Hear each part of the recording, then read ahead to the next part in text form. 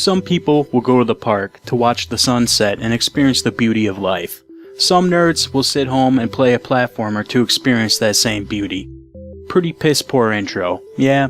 Deep? Nah, probably not. But I have to admit the whole reason I wanted to try this game out is simply for the beauty of it all. It is nowhere near the extremely difficult, grimy, disgusting, sloppy puddle of slosh that Meat Boy is, nor is it the blast from the past experience you will get out of something like Shovel Knight. This is a vibrant, pulsing, majestic atmosphere that carries its side-scrolling goodness with a very solid soundtrack.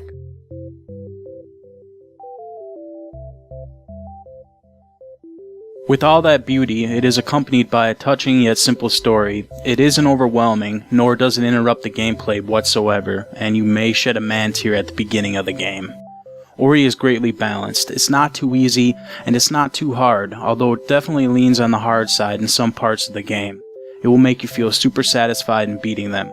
Bouncing back and forth off of walls as you ascend their cavern, avoiding enemies and spikes, or a vicious torrent of water is rising upwards as you panic and your heart starts racing, for if that water swallows you, you're going to have to attempt the stage all over again. Beating that part put a genuine shit grin on my face. I'm Late Night Retro, and let's look further at Ori and the Blind Forest. Ori and the Blind Forest is a Metroidvania platformer by Moon Studios, an independent developer. Moon Studios was founded in 2010 by a former cinematic artist from Blizzard Entertainment, as well as a graphics engineer from Animation Lab. The goal of Moon Studios is to deliver finely tuned gameplay with a very polished look, and judging by their first release, Ori and the Blind Forest, I would say they hit home with that creed.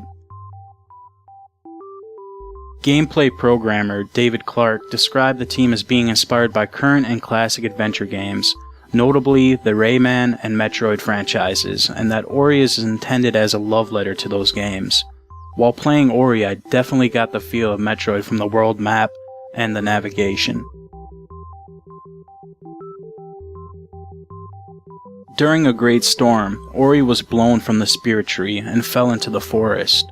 Naru, a bear-like creature, witnessed Ori falling from the tree and found him, and raised Ori as her own. As time moves along, the spirit tree calls out to Ori, for without the light of Ori and through the passage of time, the forest begins to wither and die along with Naru. Newly orphaned Ori is left to explore the forest on his own and eventually meets Sane, who acts as a guide and allows Ori to attack enemies.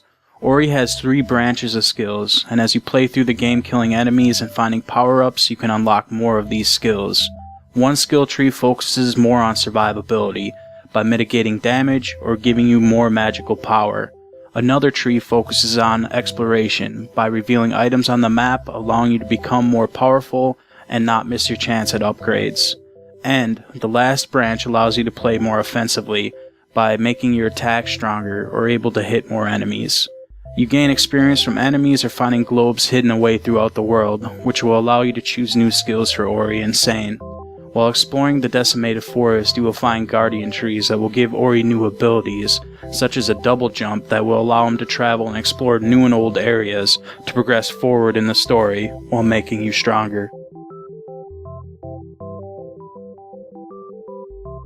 The controls are very tight and don't feel sloppy at all, which is very important. In Ori, you will need split-second reactions to scale obstacles and avoid enemies. Your movement is slow at the beginning, and exploring the map seems like it could become a chore, but that dissipates quickly as you are greeted with new abilities that will have you flying off walls and bouncing off projectiles with absolute grace and agility. All of a sudden, along with the beauty of this world, comes a great sense of maneuverability. In the world of Ori and the Blind Forest, you will find life shards, which are Ori's health and dictate the damage you can take. Along with life shards, you will find energy cells, which are used to perform some of your special skills. They also create a soul link, which allows you to save your game and purchase new skills with the experience you gathered. This is a great feature of the game. It really makes you balance out your gameplay by using the power of your skills versus perhaps creating a cautious save to progress. While you do have the luxury of saving pretty much anywhere in the world, there are scenes in the game where you cannot save, and it will force you to navigate through perilous events with nothing but your reflexes, muscle memory, and all the patience you can muster. I absolutely love that about this game. It brings an amazing sense of accomplishment, joy, and at times relief. This game is so damn good, I recommend it to anyone, no matter what genre of gamer you are. If you have a love for video games, you will appreciate this title. Go out and get Ori now. You don't want to miss out on maybe what some consider is the best title of 2015 thus far.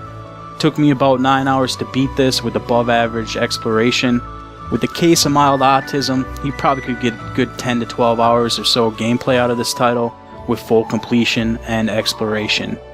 I guess it really does depend on how good you are at platforming and how easily you can progress through the challenges that the game offers.